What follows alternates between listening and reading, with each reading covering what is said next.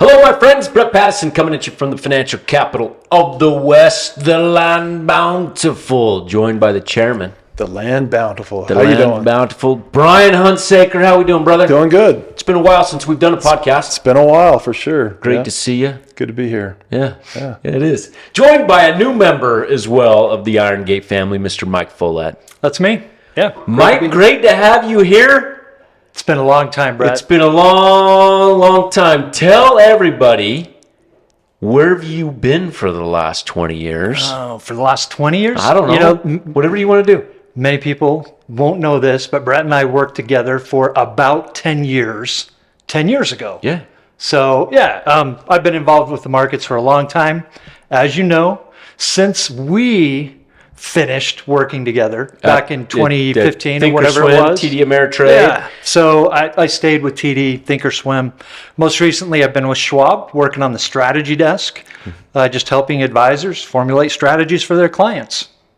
And we feel like we had a great coup. I don't want to say coup.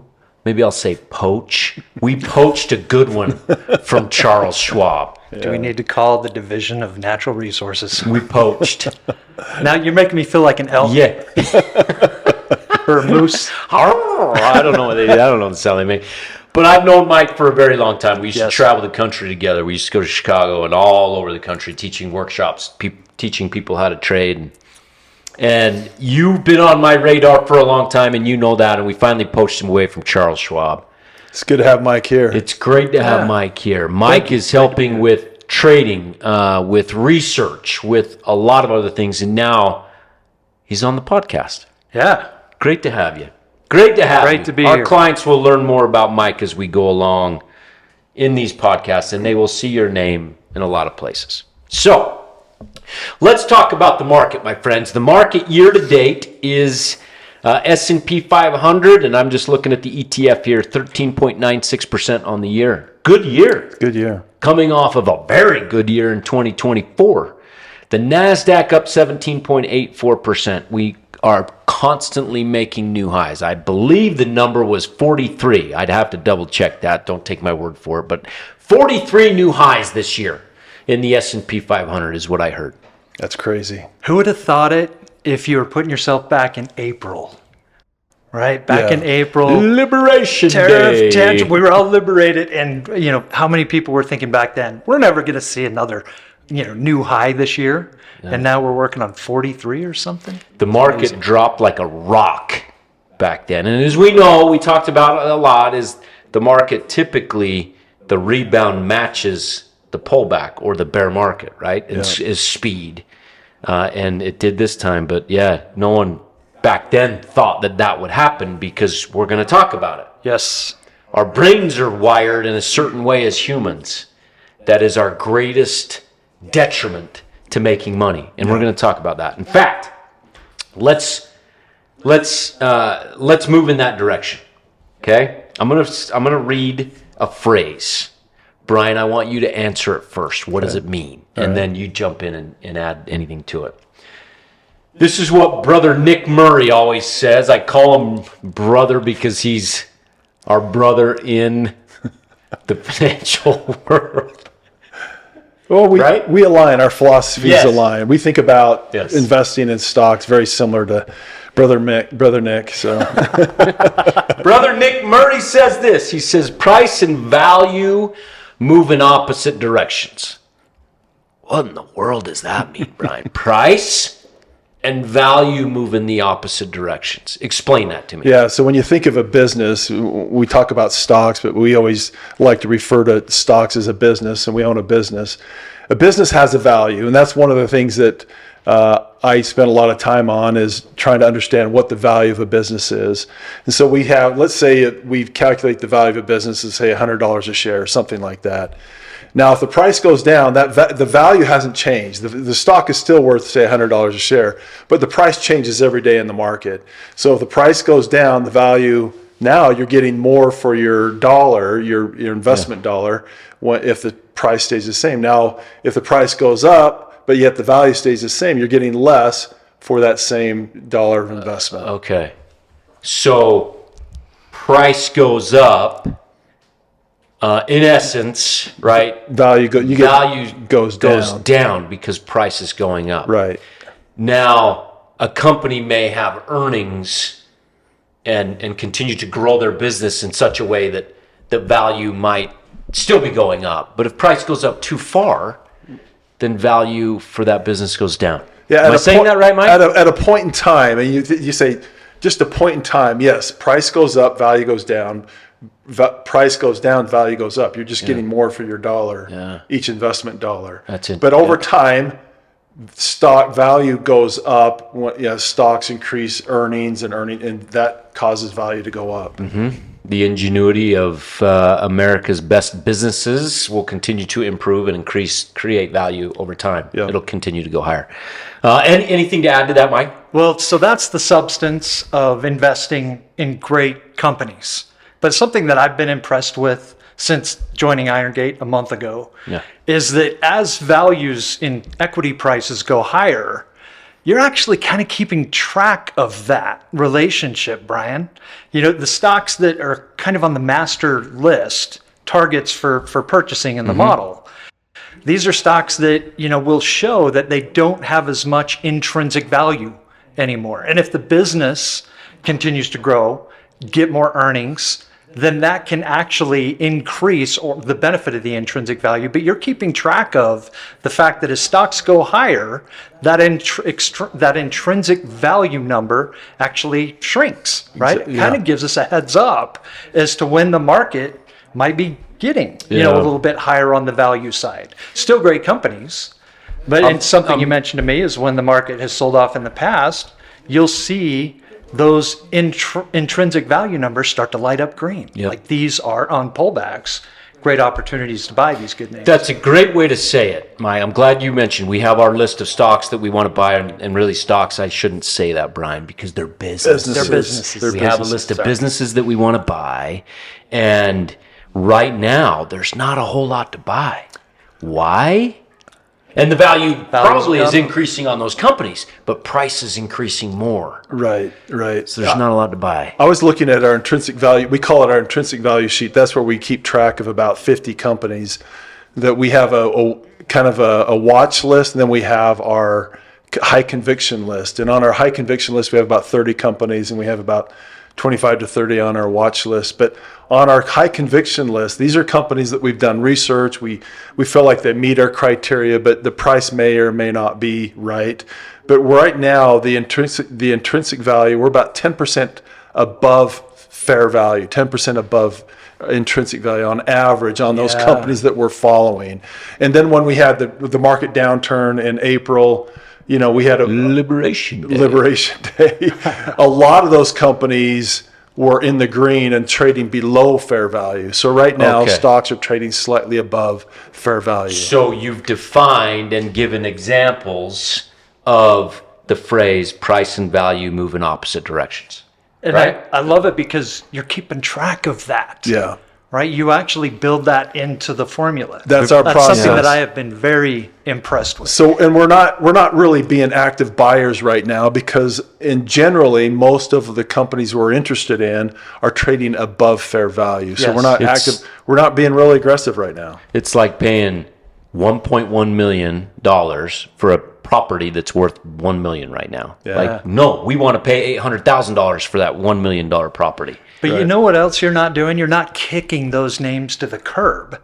All you're doing is saying these are rich right now. So, you kind of scale back on the aggressiveness. But, patience means as well, as long as the businesses stay healthy and meet the metrics that you're looking for, a sell-off means that the value goes up, which can lead to, how many times do people attach their investing to what's happened lately? Let's go back to Brother Nick, because you're perfect lead in. This is what he says, okay? Keep in mind what we're talking about here. We're trying to buy low, essentially, is what we're trying to do. Find deals, find good value. But he says this about the way our brains are hardwired. He says the more an asset rises in price, so the more a business, I don't want to use the word stock, but I'll use the word stock, Brian. The more a stock rises in price, the less risk human nature perceives in it, and the more people become convinced that prices will go up even more. So why is it that when stock prices are going higher and value is going down, do people feel so good? Oh, everything's good. There's not a lot of risk in the market right now because the market's going higher. I don't even know why I'm talking like this. Because you're feeling so good. Because I'm feeling so good. Why is it that our brains are hardwired like that? Or most people's brains? Because we run in herds. Yeah. Basically. What do you do?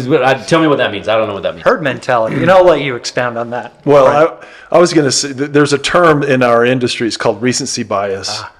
And very similar to herd mentality, but what happened yesterday, you'll fast forward and say, well, that's going to continue to happen today. And so we think of what happens recently, just sort of fast forward, and that's how life will look like tomorrow, the next day, and the next day. And so as the markets go up, people automatically sort of assume that it'll go up tomorrow because the markets have been going up recently. On the flip side, when markets are going down, people get sort of down and negative, and they think, oh, the market's going to continue to go down and down and down. And yeah, so going back to the phrase, about value, as price goes up, value goes down. As price goes up, tell me if this is true. As price goes up, risk also goes up. That's true. True or false? That's true. So why is it, again, that people feel so good when the market's rising, when risk is also going up at the same time? However, when the market falls, value goes up, risk goes down, but people feel like the world is ending.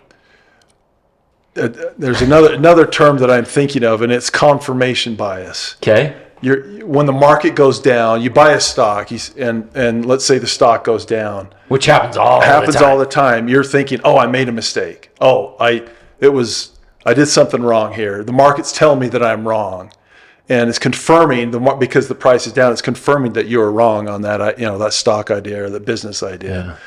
And vice versa, when it goes up, you say, oh, well, confirmation is telling me I was right. I was smart.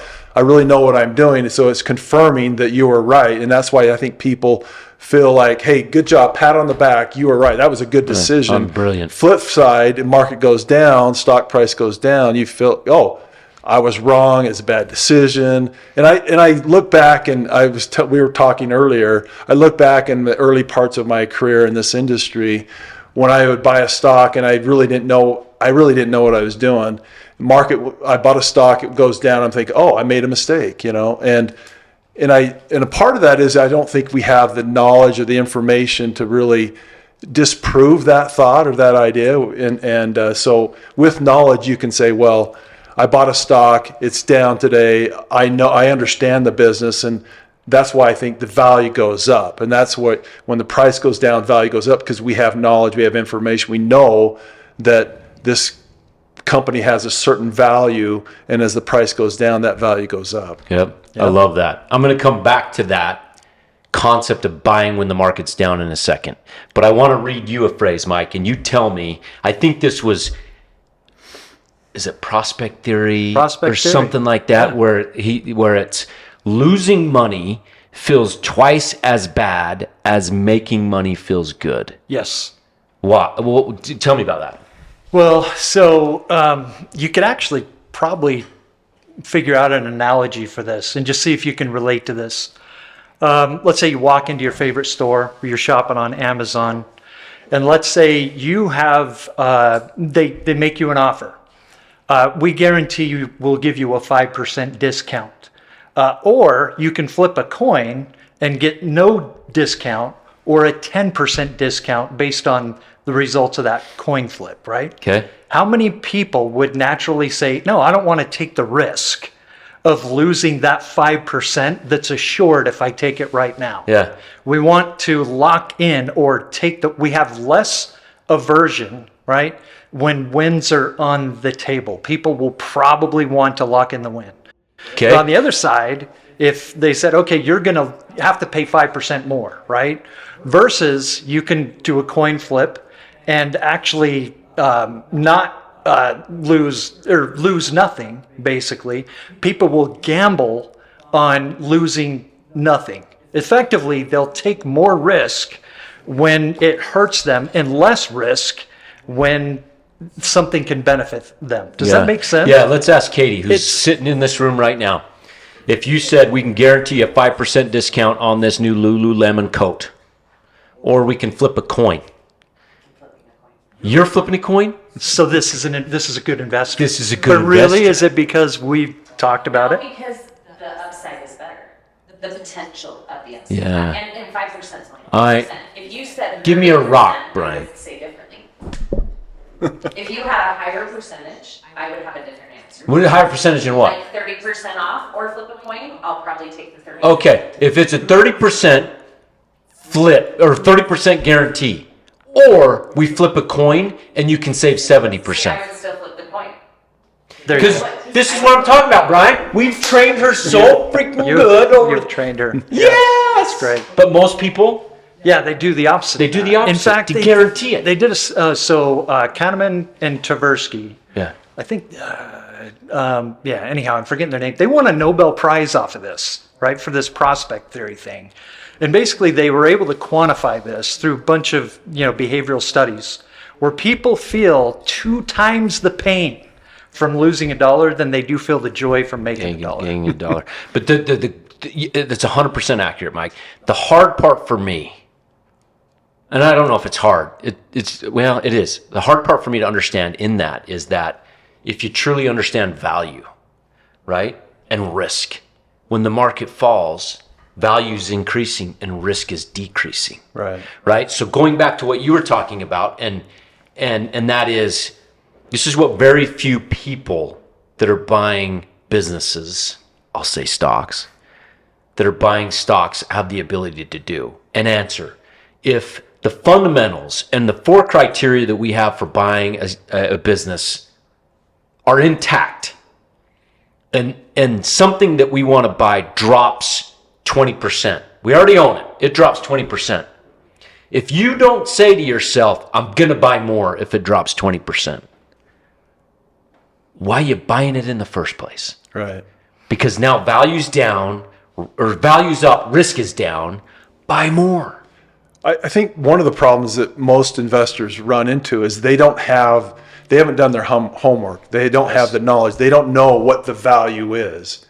They're taking their cues on value from the market. So if the stock goes down, they perceive that the value's down too. Yeah. And where we've done, what we try to do is we try to understand the underlying value of that business, and it's independent of where the market goes. If the market goes up or down, we know that the value's here. The value doesn't change just because the stock price goes up and down. And so when price goes down, that's why the value goes up. Would you agree with that?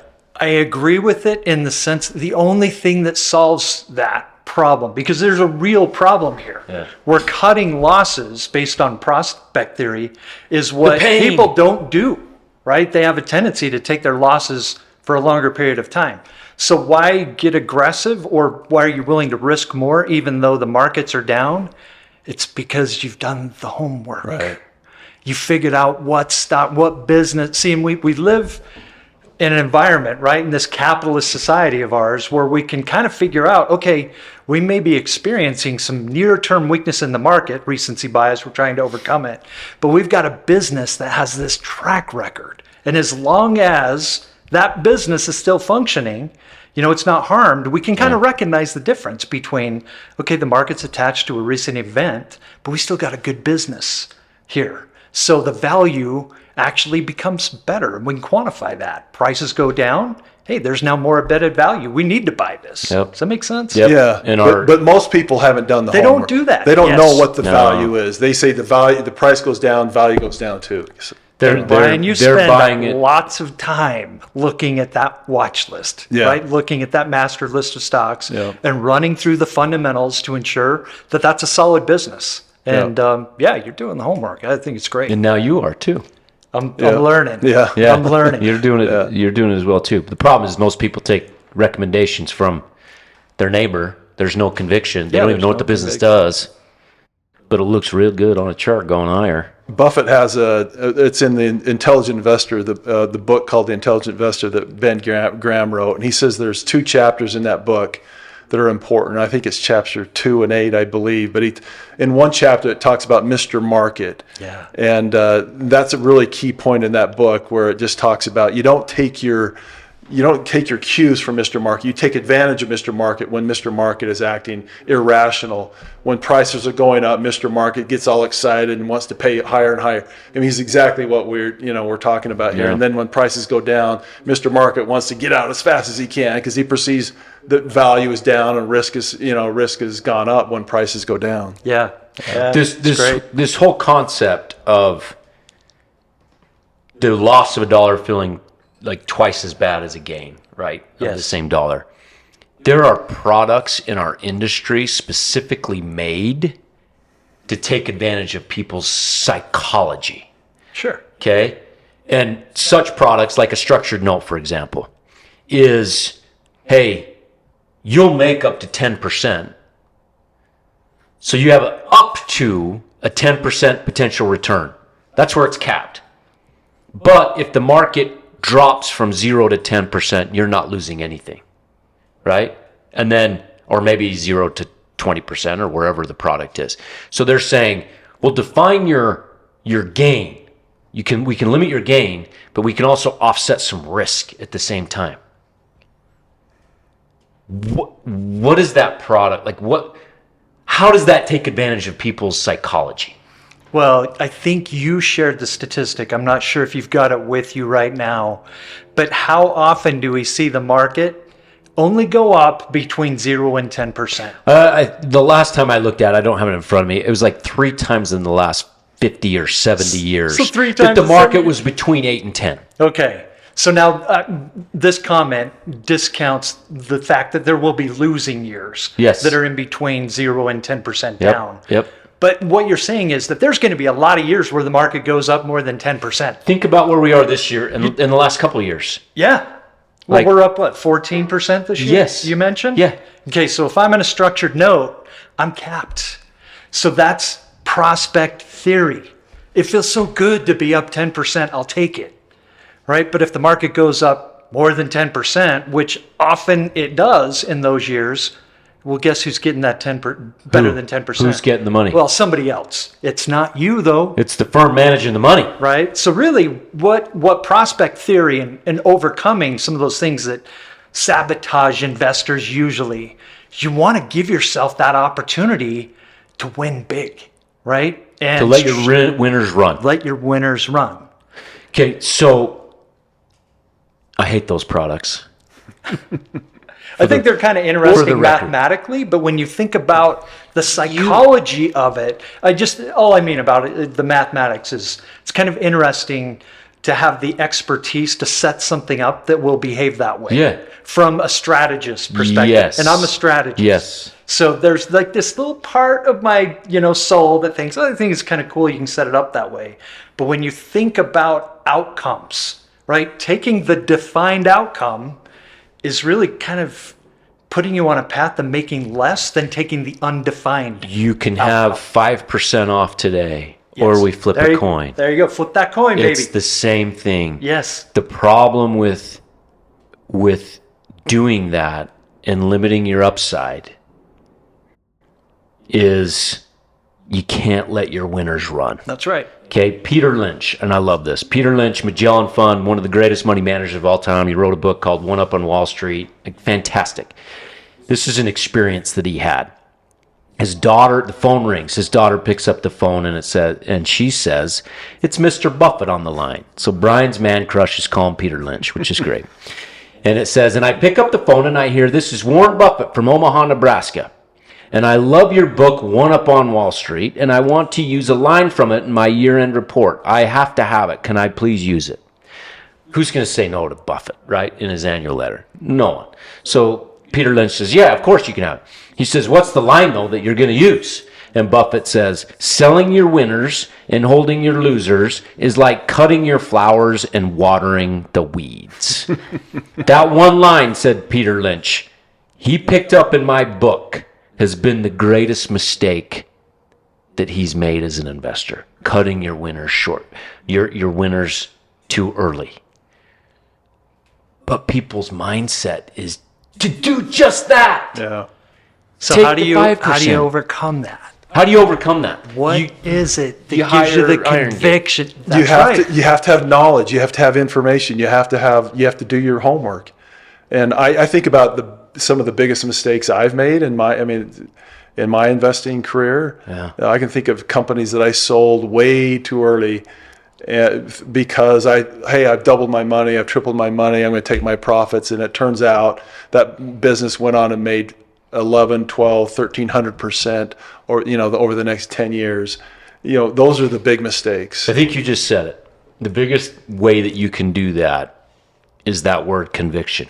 Yeah. You have conviction in the business that you own, and you know it inside and out. You have to know. You have to know Yeah. that. Yeah. If you sell without information, without knowledge, you sell it just because it goes up 200 or 300%, but you don't understand the true value or maybe the long-term value potential of that business, then you're probably going to make a mistake.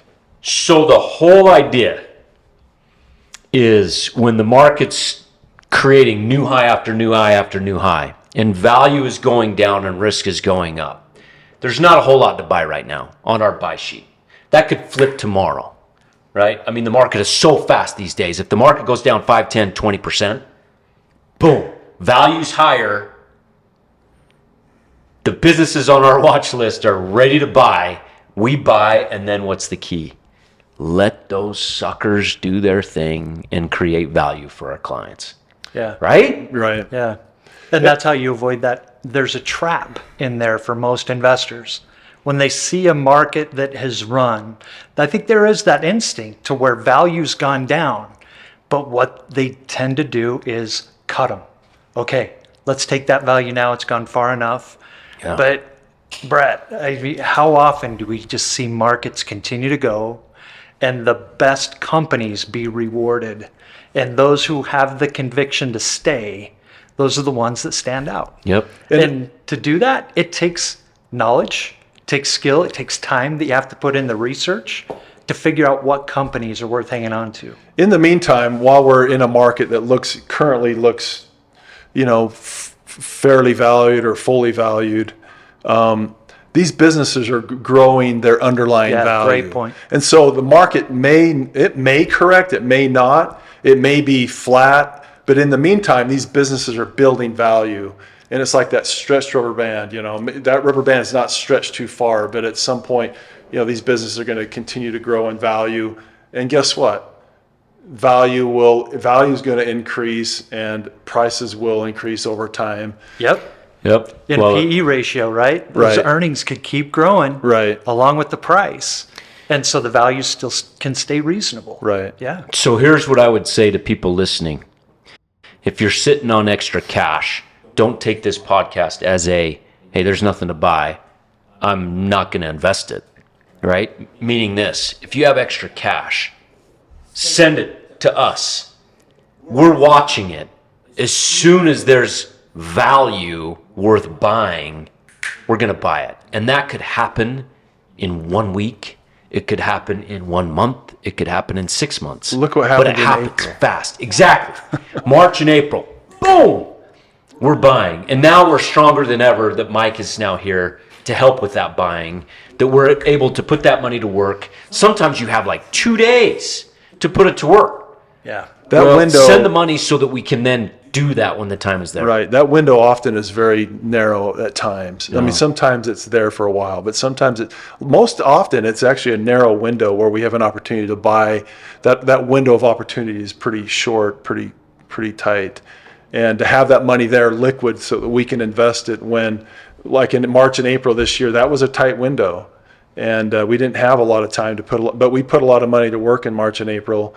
And it's because we're, like Mike said, we're constantly looking at value and the price of these businesses and where the value is. Nothing changed Yeah. in the businesses. Right. Nope. Really, right? Yeah. They just were showing up in the green, Right. right, on your sheet. Yeah. So So it's an amazing leg up. Mike is the newest family member of Iron Gate. I'm going to give you an assignment. If I ever use the phrase, it can't go any higher, I want you to punch me right in the face. Okay? We do that? You don't want to feel because the fury. that is like, hold on, that's like selling your winners and holding your losers is like cutting the flowers and watering the weeds. Yeah. You can punch me in the face. Yeah. I give you permission. No, I won't do it. All right, my friends, good topic for today. I good. hope our listeners learned something. It's good to have Mike here with us. joining Yeah. us. Thank you. It's great to be here. Yeah. Yeah. Welcome to family, I Mike. appreciate it. Great to have you here. Glad to be in the family. Chairman, as always. Good, man. It's been fun, brother. Until next time, bye now. This is a purely public broadcast and is not intended to be personalized financial advice for any individual's specific situation. Each individual's financial situation is unique, and the topics discussed on this broadcast should not be relied upon and or considered as personalized advice. Specific financial securities discussed are not intended to address any listener's particular financial situation and should not be considered recommendations. This is for educational purposes only. For more information, please contact Iron Gate Global Advisors at info@igga.com.